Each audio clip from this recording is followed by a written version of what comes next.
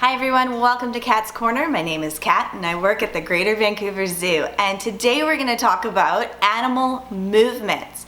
Animals move in different ways, and I'm wondering if you can think of some different movements at home, how an animal would move. Think about us. We as humans, how do we move? We can move very slowly, we can move very fast, we can crawl, we can jump. So think about what kind of animals do different types of movements. So I'm gonna think of hopping. What kind of animal does a hopping motion? I'm thinking rabbit. If you're thinking rabbit too, that's great. Also another animal that can hop, what about a frog? A frog can hop too. Another movement that frogs can do is leaping. They can leap over big rocks if they need to. So that's another movement. What about running? I think running is a type of movement as well. So we have cheetahs, one of the fastest land animals. So they can get up to 110 kilometers on land, but hold it for only approximately 30 seconds. They cannot maintain that speed very long. Another one, let's see. What about slithering? What kind of animal does the slither? I'm thinking snake. So snakes do a lot of slithering movements, as well as they can coil and crawl up trees and coil up into a tight ball. Another type of movement we have is slow, right? What kind of animal moves very slow? I'm thinking tortoise, right? We met Boris not too long ago. Boris was moving at a pretty good slow pace. That's another movement. What about swimming? Animals love to swim too. There are so many animals that are in the water. Think of aquatic, right?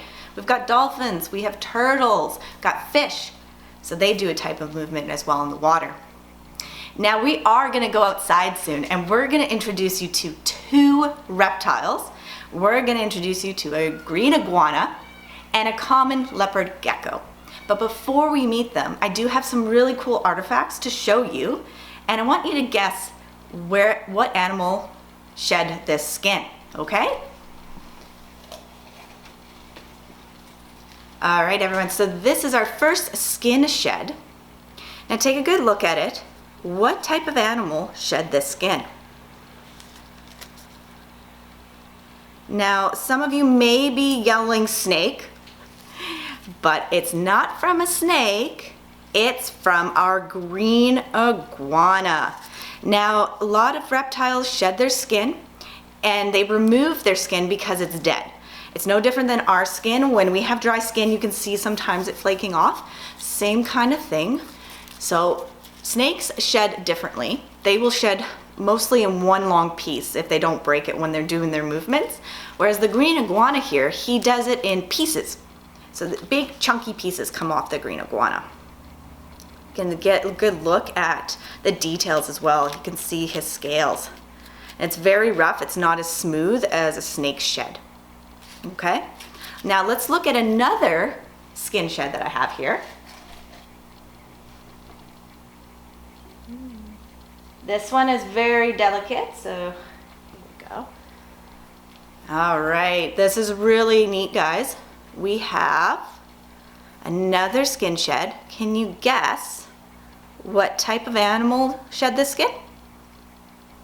It was from our teku gecko.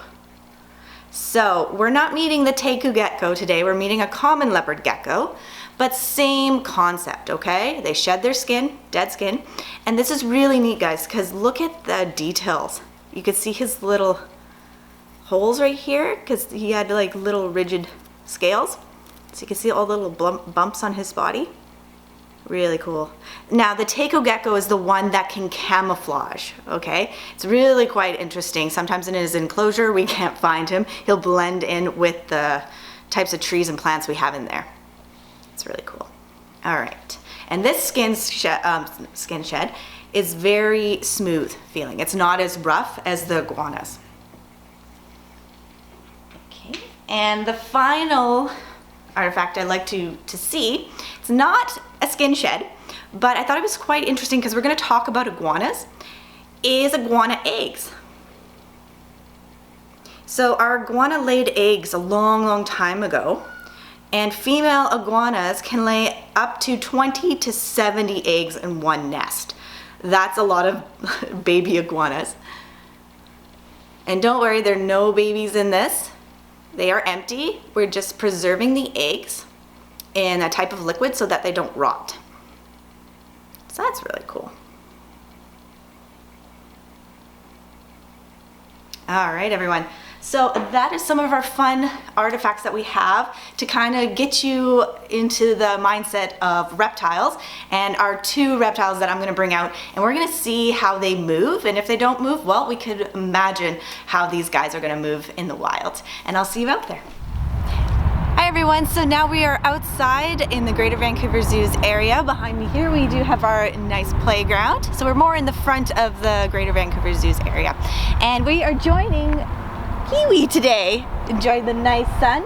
And Kiwi here, he's approximately 18 years old. Now he was surrendered to the zoo, so they have an approximate age on this guy.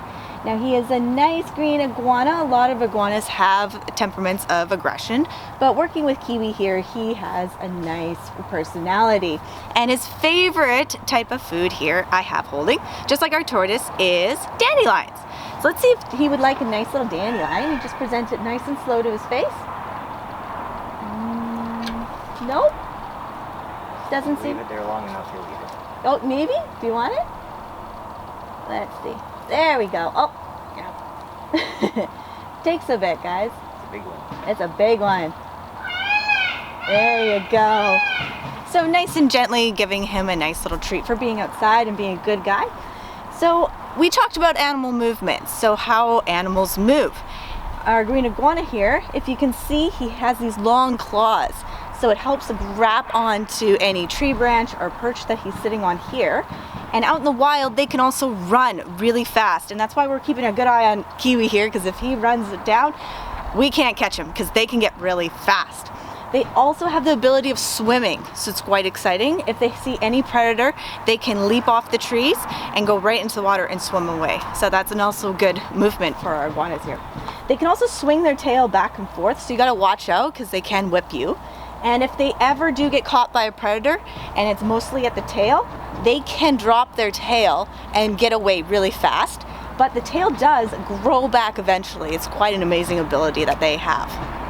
All right, so we're gonna now introduce you to our second lizard that we brought out today, and his name is Barnabus. So I'm just gonna go get him and come right back.